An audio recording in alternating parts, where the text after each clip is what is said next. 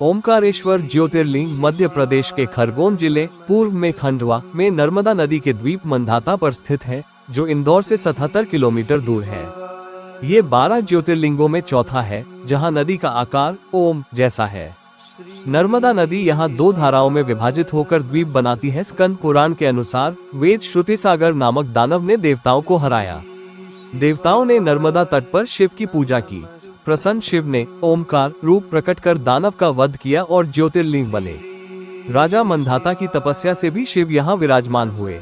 बाढ़ में डूबने पर आदि शंकराचार्य ने दूसरा ज्योतिर्लिंग मामलेश्वर स्थापित किया। मंदिर प्राचीन है, लेकिन 11वीं शताब्दी में आदि शंकराचार्य ने पुनर्निर्मित किया। मराठा राजा रणजीत शिंदे ने 18वीं शताब्दी में विस्तार किया। नर्मदा परिक्रमा 2600 किलोमीटर का प्रमुख पड़ाव है। नर्मदा नदी और बांध नर्मदा मां के दर्शन मात्र से पाप नष्ट करती है। अमरकंटक से निकलकर ओमकारेश्वर पहुंचती है। इंदिरा सागर बांध नर्मदा नदी पर खरगोन के पास ज्योतिर्लिंग से नीचे है, जो बाढ़ नियंत्रण करता है। पहले बाढ़ से लिंग डूब जाता था। ओमकारेश्वर ज्योतिर्लिंग की पौराणिक कथा शिव पुराण और स्कंद पुराण से ली गई है, जो विंध्याचल पर्वत की तपस्या से जुड़ी है। नारद मुनि ने विंध्याचल पर्वत से कहा कि मेरु पर्वत उससे ऊंचा है। अपमानित विंध्य ने शिव की घोर तपस्या का संकल्प लिया। उन्होंने नर्मदा तट पर शिवलिंग स्थापित कर 6 महीने तक अविचल तप किया। प्रसन्न शिव प्रकट हुए और विंध्य से वर मांगने को कहा। विंध्य ने महानता का वरदान मांगा। देवताओं ऋषियों ने प्रार्थना की कि शिव यहीं रहें। शिव ने ओमकार रूप धारण कर 2 ज्योतिर्लिंगों में विभक्त हो गए, ओमकारेश्वर प्रणव स्वरूप और मामलेश्वर परमेश्वर। सूर्यवंशी राजा मंधाता ने भी यही तपस्या की।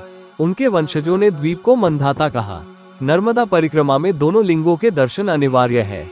ये कथा भक्ति, विनम्रता और शिव कृपा सिखाती है। ओमकारेश्वर और ममलेश्वर ज्योतिर्लिंग के बीच का मिथक शिव पुराण और स्थानीय कथाओं से जुड़ा है, जहां एक ही ज्योतिर्लिंग 2 स्वरूपों में विभक्त हो गया।